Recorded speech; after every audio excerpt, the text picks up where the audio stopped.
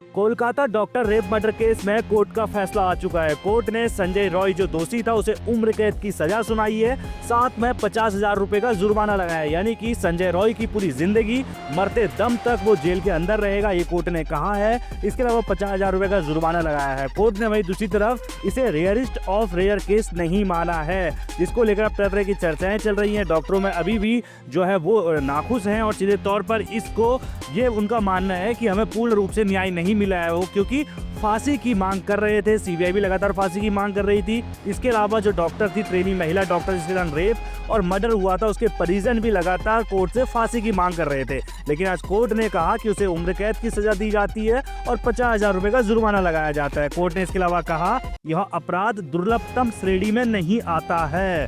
पीड़िता के परिजनों को 17 लाख रुपए का मुआवजा दिया जाएगा, ये कोर्ट ने कहा है।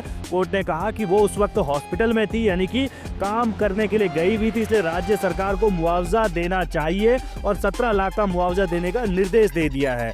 पीड़िता के परिजनों ने मुआवजा लेने से इनकार कर दिया। उनका कहना कि भाई हमें मुआवजा नहीं चाहिए, हमें आरोपी पर सख्त से सख्त कार्रवाई, सख्त से सख्त सजा उसे दी जाए, हम ये मांग करते हैं। सीधे तौर पर पीड़िता के परिजनों ने मुआवजा लेने से इनकार कर दिया है।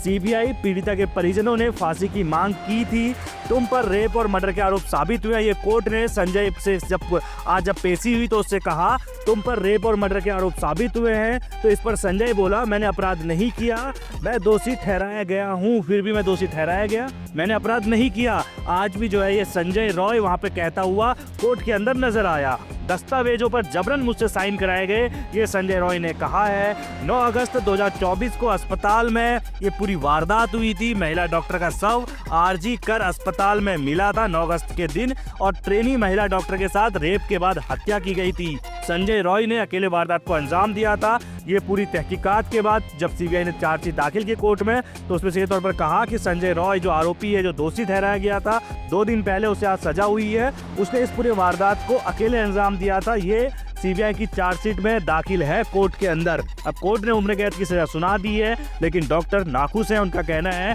कि इससे बड़ी सजा दी जानी चाहिए थी।